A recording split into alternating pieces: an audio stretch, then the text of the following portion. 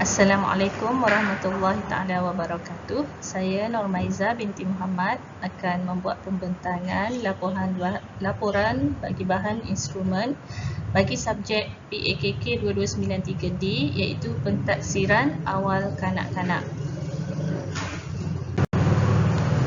Okey, kita pergi kepada kandungan bagi bahan pembentangan saya pada hari ini. Yang pertama adalah pengenalan, yang kedua latar belakang murid, yang ketiga pelaksanaan pentaksiran dan yang keempat adalah penutup. Okey, bagi pengenalan, kajian kes bahan instrumen yang telah saya sediakan. Pentaksiran adalah satu proses yang sistematik untuk mengumpul maklumat tentang perkembangan murid bagi membantu guru membuat penilaian terhadap mereka dengan tujuan mengenal pasti tindakan susulan yang sesuai untuk membantu murid mencapai objektif pengajaran dan pembelajaran di prasekolah. Proses dalam pentaksiran melibatkan aktiviti mengumpul, menganalisis dan menginterpretasi maklumat yang diperolehi. Okey, bagi pentaksiran yang telah saya sediakan, perkembangan yang telah saya pilih adalah perkembangan kognitif. Menurut Dr. Sharifah Nur Putih 2007, perkembangan kognitif melibatkan pemerhatian, perbandingan dan diskriminasi, ramalan, konsep masa, konsep ruang dan penyelesaian masalah, pengelasan, padanan satu dengan satu konsep nombor, operasi nombor dan pengukuran. Dipilih kerana daripada refleksi awal kajian, Daniel ini adalah seorang kanak-kanak yang rajin belajar dan bertanya apabila terdapat sesuatu yang tidak difahami, serta Daniel juga adalah seorang kanak-kanak yang petah dalam berkata-kata. Daniel sudah mampu untuk mengecam, mengingat dan menulis nombor 1 sehingga 20. Namun begitu, masih terdapat nombor yang dia masih keliru untuk menulisnya dan dia menulis secara terbalik seperti nombor 6. Daniel juga didapati menulis nombor tidak mengikut cara yang betul. Daniel juga akan kelihatan sukar untuk mengira operasi tambah dan tolak apabila ianya melibatkan nombor yang lebih daripada 10 kerana dia tidak dapat mengira dengan menggunakan jarinya. Okey, untuk latar belakang murid yang telah saya jadikan sebagai bahan kajian saya adalah murid berkenaan bernama Wan Aisar Daniel binti Wan Abdullah, berumur 5 tahun, lahir di Hospital Jeli Kelantan. Beliau merupakan anak yang kedua, anak bongsu daripada dua orang adik-beradik dan bersekolah di Tabika Kemas Haji Rashid. Okey, adik Daniel. Okey, ini adalah latar belakang kajian yang telah saya buat. Okey, lokasi pentaksiran yang telah dibuat adalah di Tabika Kemas Haji Rashid, Kampung Kuala Balah, Jeli, Kelantan. Kemahiran yang difokuskan adalah 3 kemahiran, iaitu pengetahuan tentang nombor, kemahiran menyelesaikan masalah operasi tambah dalam lingkungan 18 dan kemahiran menyelesaikan masalah operasi tolak dalam lingkungan 18. Instrumen yang telah digunakan adalah melalui pemerhatian berterusan dan hasil kerja murid, iaitu hasil kerja berdasarkan bahan instrumen yang telah dibina. Okey, tempoh pelaksanaan yang telah saya jalankan terhadap Daniel adalah selama 2 minggu. Okey, ini adalah proses pelaksanaan pentaksiran. Di dalam proses pelaksanaan pentaksiran, terdapat beberapa proses yang kita perlu ikuti. Yang pertama adalah dengan merancang, iaitu dengan mengenal pasti konstruk. Seterusnya adalah membina instrumen. Dalam membina instrumen, kita perlu mengambil kira tunjang dan konstruk yang dinilai bagi murid prasekolah. Kita merujuk kepada kurikulum standard prasekolah kebangsaan, iaitu SKPK, dan menentukan standard prestasi daripada KSPK Semakan 2017. Yang seterusnya adalah setelah kita membina instrumen, kita perlu melaksanakan pentaksiran. Pentaksiran ini dilakukan sama ada melalui pemerhatian tingkah laku, interaksi, lisan atau hasil kerja. Dan seterusnya, setelah melaksanakan pentaksiran, kita perlu merekod, merekod data sama ada melalui senarai semak, skala kadar, rekod anekdot atau rekod berterusan. Seterusnya, setelah merekod data-data yang telah kita dapati, seterusnya kita perlu guru perlu menyimpan, menganalisis maklumat dan melaporkan kepada pihak yang berkenaan. Dan sekiranya kanak-kanak tersebut sudah menguasai sesuatu konstruk atau tujuan bahan instrumen itu dibuat, sekiranya kanak-kanak sudah menguasai kemahiran tersebut, maka murid tersebut, guru perlu mengadakan tindakan susulan sama ada pengukuhan ataupun penggayaan kepada murid-murid tersebut.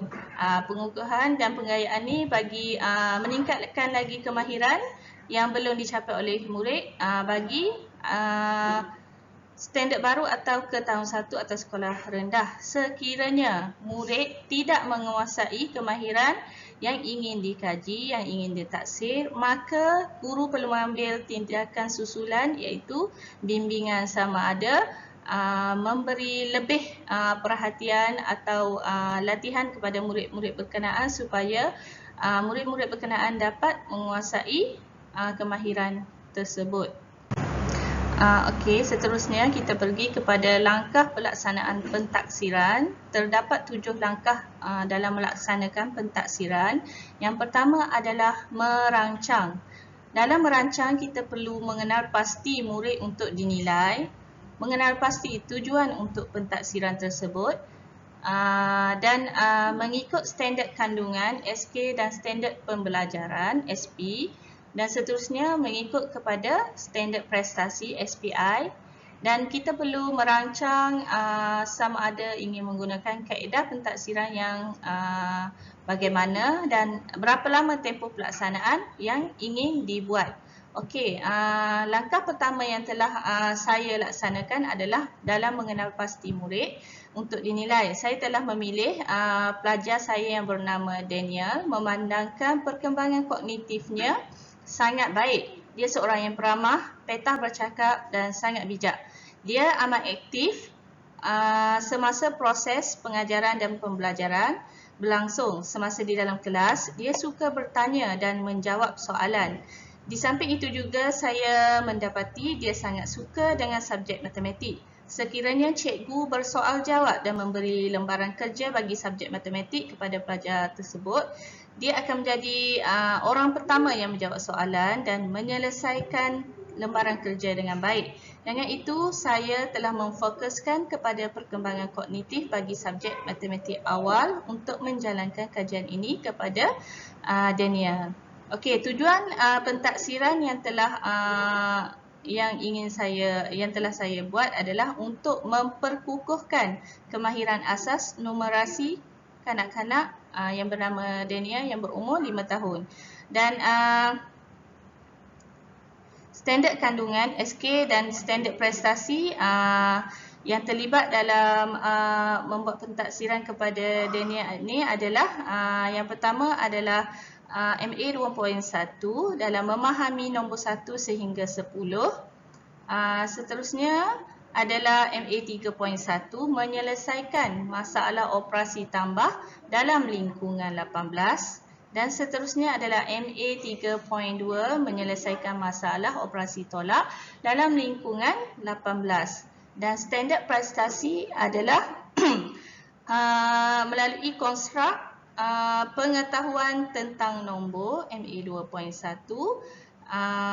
Seterusnya adalah kemahiran menyelesaikan masalah operasi tambah dalam lingkungan 18 dan kemahiran menyelesaikan operasi tolak dalam lingkungan 18. Dan kaedah pentaksiran yang telah saya gunakan bagi mentaksir Daniel adalah kaedah pentaksiran secara lisan, iaitu penyoalan dan penulisan, iaitu dengan menggunakan lembaran kerja, soalan latihan atau bahan instrumen, soalan latihan daripada bahan instrumen yang telah dibina yang berkaitan standard kandungan dan standard pembelajaran yang telah dipilih oleh guru berdasarkan KSPK. Tarikh dan tempoh pelaksanaan yang telah saya laksanakan kepada Dania adalah selama 2 minggu. Okey, seterusnya kita tengok kepada membina instrumen. Instrumen yang dibina adalah perlu mempunyai ciri-ciri seperti tujuan yang jelas, menepati apa yang hendak dinilai dan item yang boleh diukur.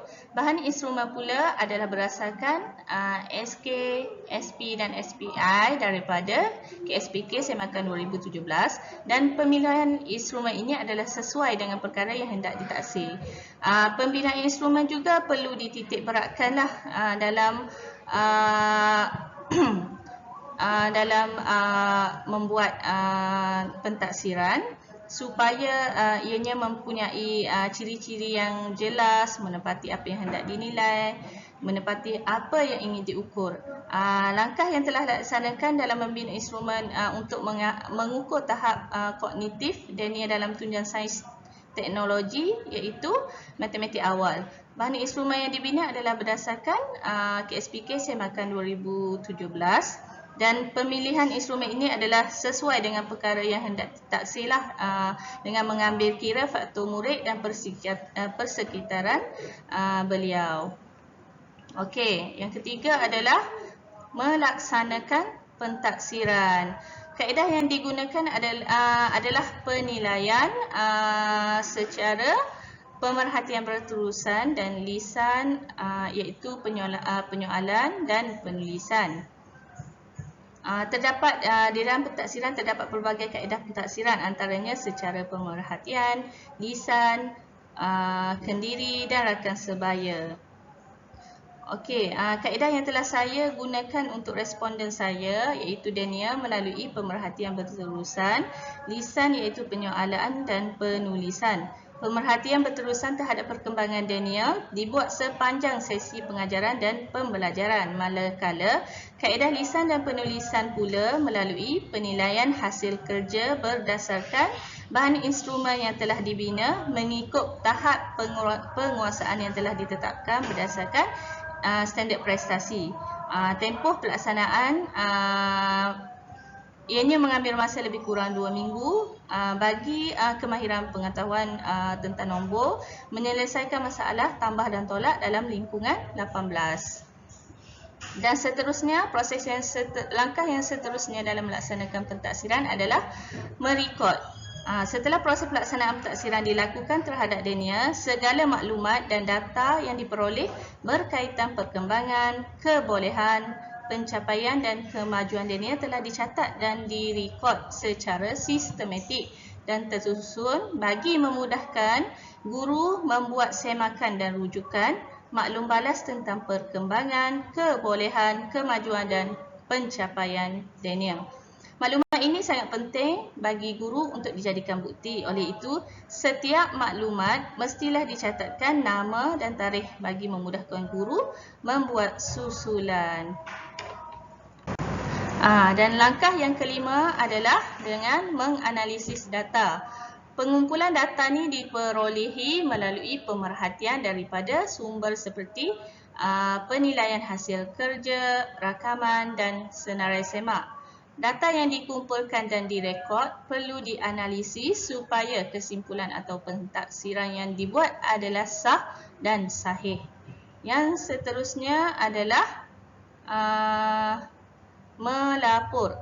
Langkah pelaksanaan pentaksiran yang keenam adalah melapor. Pelaporan ini adalah proses menyediakan laporan penilaian dari masa ke semasa tentang perkembangan pengetahuan, kemahiran, penerapan nilai, sikap dan pencapaian murid. Maklumat untuk pelaporan diperoleh daripada analisis ataupun inference yang dibuat daripada pemerhatian.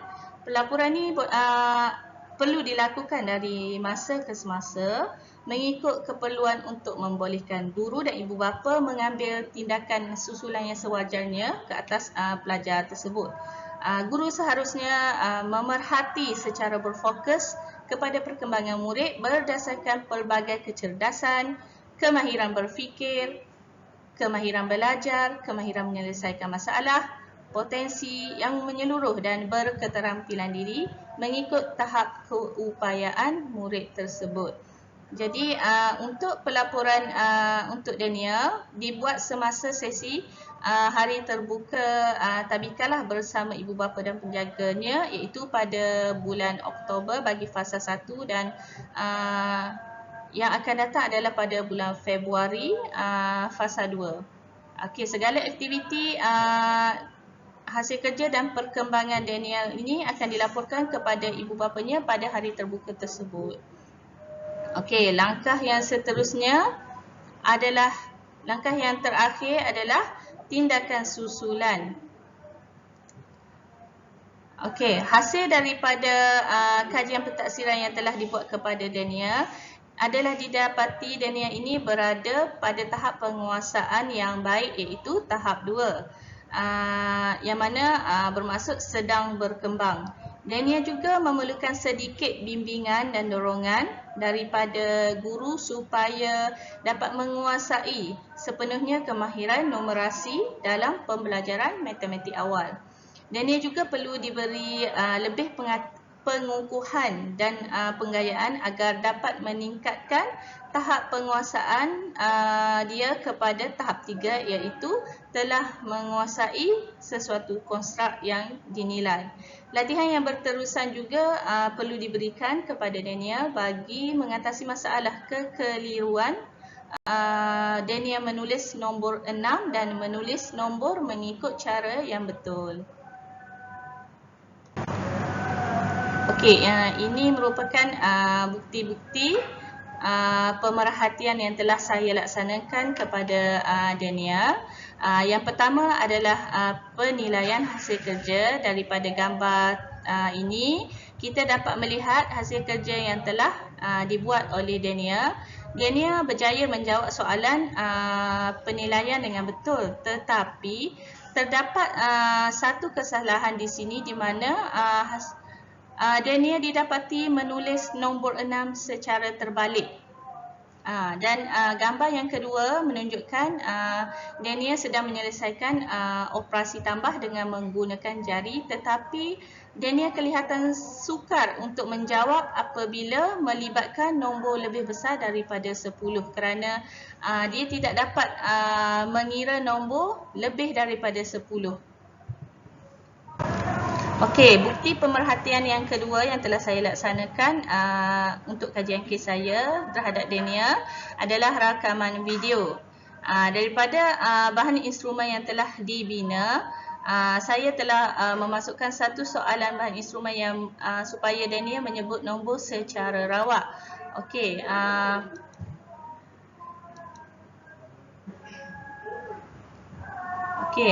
daripada video tersebut kita dapat melihat Daniel dapat menjawab soalan dengan baik. Dan seterusnya adalah soalan bahan instrumen menyebut nombor mengikut urutan menaik dan menurun. Daripada video berkenaan kita dapat lihat Daniel berjaya menyebut nombor mengikut urutan menaik dan menurun dengan baik. Dan Daniel juga sudah dapat mengecam nombor apabila disoal supaya menyebut nombor secara rawak. Dan soalan yang daripada bahan instrumen yang dibina yang seterusnya adalah instrumen menyelesaikan masalah operasi tambah. Daripada video Daniel kita dapat melihat Daniel dapat menyelesaikan operasi tambah dengan baik dengan menggunakan pengiraan jarinya. Okey, bukti pemerhatian yang ketiga adalah senarai semak. Ini adalah contoh senarai semak yang telah saya laksanakan kepada Daniel. Senarai semak ini adalah berdasarkan kemahiran pengenalan konsep nombor bagi tunjang matematik awal lah.